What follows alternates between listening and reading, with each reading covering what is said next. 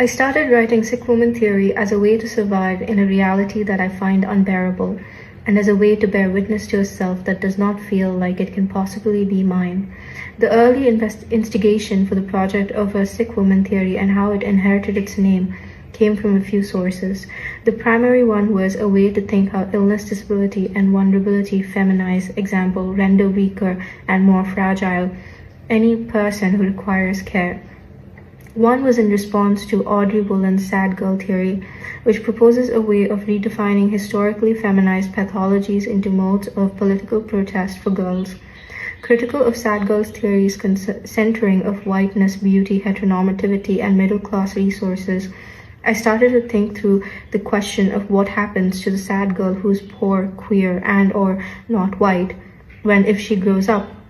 Another was incited by reading Kate Zambrano's Heroines and feeling an itch to fuck with the concept of heroism at all.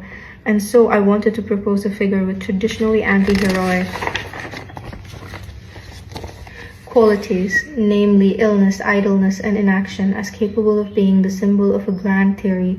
One of the most resounding influences was from the 1973 feminist book Complaints and Disorders, which differentiates between the sick woman of the white upper class and the sickening woman of the non-white working class.